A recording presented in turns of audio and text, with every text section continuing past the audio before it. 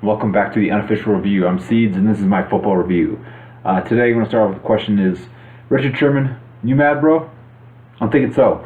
One of the questions he had made this week, I'm actually pleased to hear, is he's accused the NFL and Roger Goodell of making football not fun anymore. Which that's essentially why I wanted to do this show. Is that I believe that they've been doing that for the last few years now, and pretty much what it is it's just that they're essentially trying to water down the formula. They're trying to water down the image, the product, to reach a broader demographic, or reach people who kind of casually like football and casually do it. And it's the point, too, where a lot of times they're talking about being role models and such. But again, it's one of those things where, as I've discussed, the NFL really doesn't care about other people's lives. They don't care about what these players do and so forth. They just more care or less the image that they're selling, their product, as Richard Sherman referred to it. And that's one of the things that I've been saying, is that they're essentially treating football as if it's a product rather than a sport.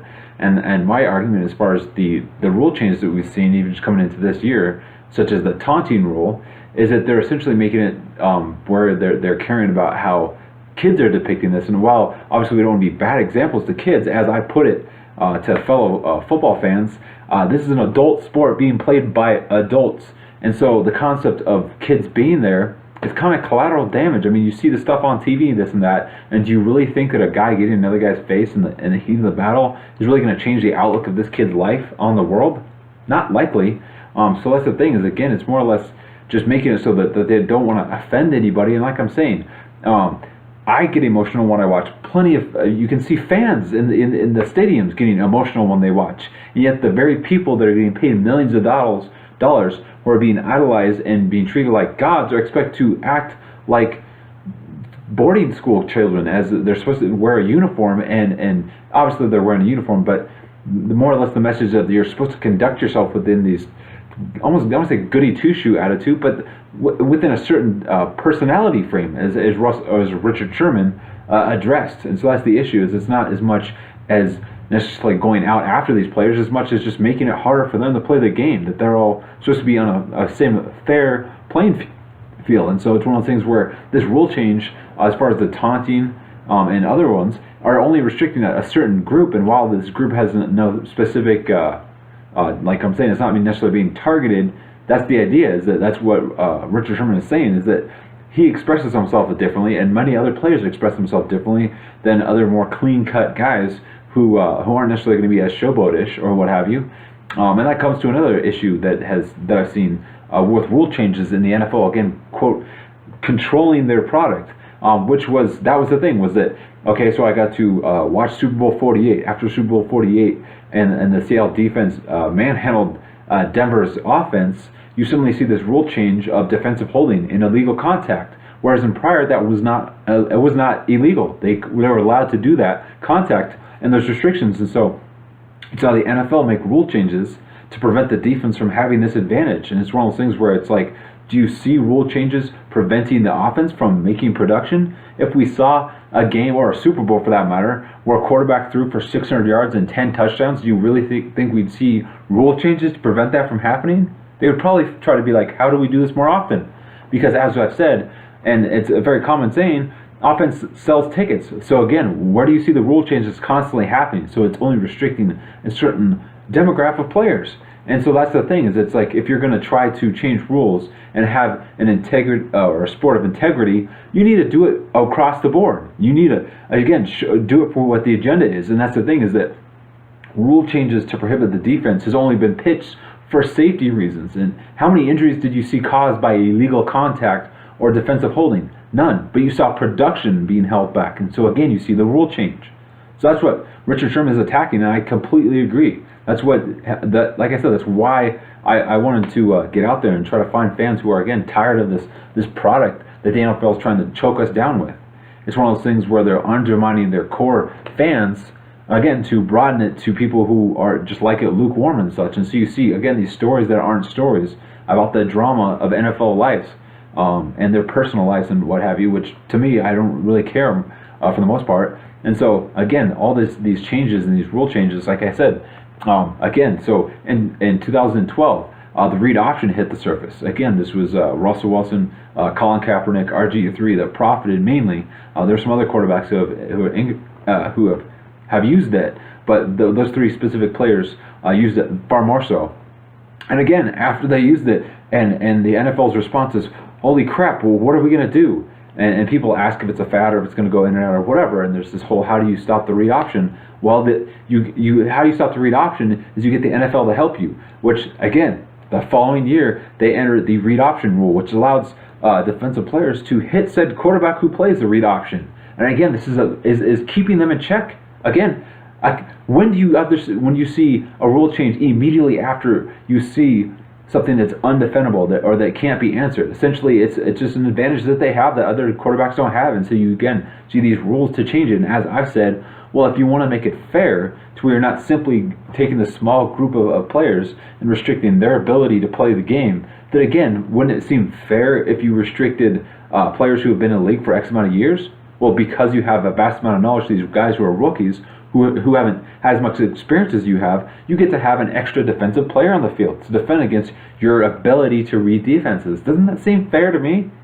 Okay, so again, NFL, if you want to make the NFL or the football fair, why do you not see these changes again to bring everybody to the same playing field, not a certain group of players that again have an advantage that you see the Tom Brady's and the Drew Breeses they don't have. Again, back when Peyton Manning was having it, again, you could have had a cinder block on that guy's leg. He wasn't going anywhere.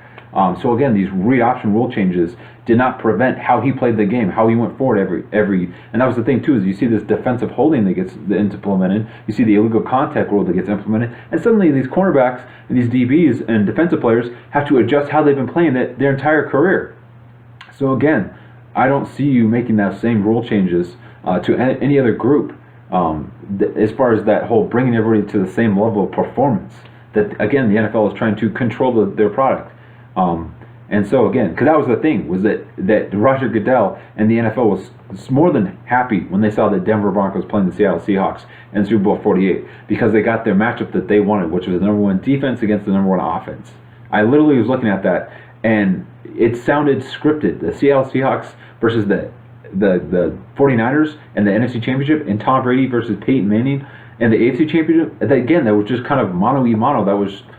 It just seemed so like, again, what the NFL wanted. So honestly, I was happy when I saw that butt whooping we laid out, because I knew that the only people that would have enjoyed that were Seahawk fans and people that didn't like Denver. And while I didn't hate Denver, it was more or less that Goodell didn't get the matchup that he wanted. It was the fact that his orchestrated NFL wasn't going as planned. And so again, you immediately see the following year rule changes.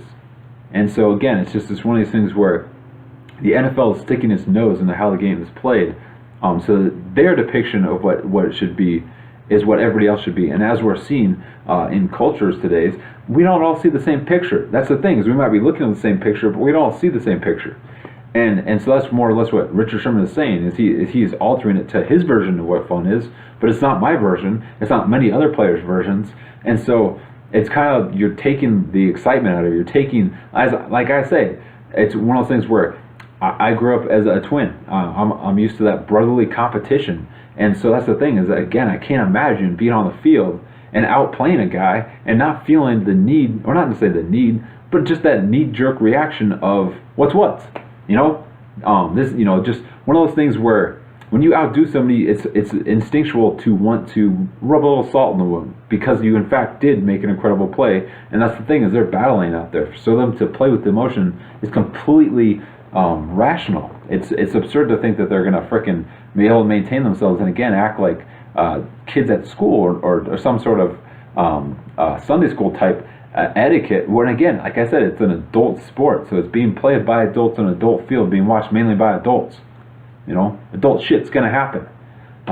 So again, it's just very frustrating. So I completely agree with Richard Sherman with how the NFL and Roger Goodell are again trying to control this product, and they're just taking the steam out of it. There's plenty where you can see that the drop off of viewings on Sunday, Monday, and Thursday Night Football. That's one of the things that I said years ago, was that Thursday Night Football used to just be how they finished up the season. It was literally used for the last couple of weeks to finish up the games in the NFL, but it was never any type of regular thing. And then suddenly you see a regularity, and so again, this whole the NFL has been trying to sell football, and one of those things where it just needs to be let go. It's let us love it for what it is. There's plenty of true fans out there that still want the same product that was out there before. So many times we're talking about the greats of the past, and yet when you saw Roger Staubach being driven into the ground like a spike, you wonder how it got to the point now where they're talking about taking guys off the field if they may or may not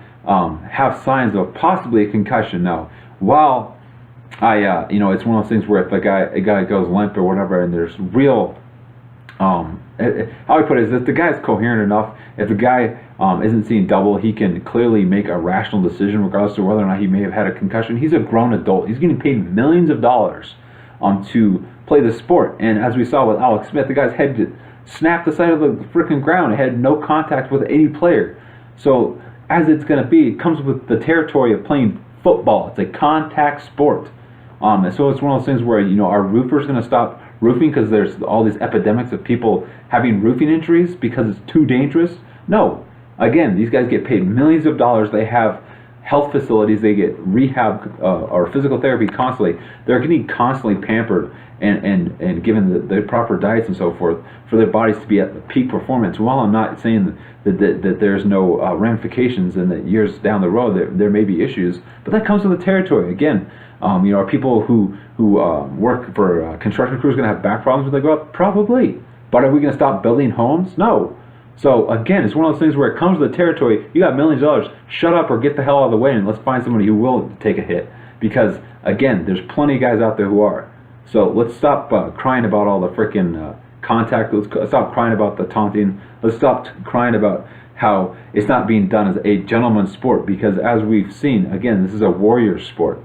This isn't for the meek. So totally backing my bro Richard Sherman. It's one of those things where I'm glad to hear it.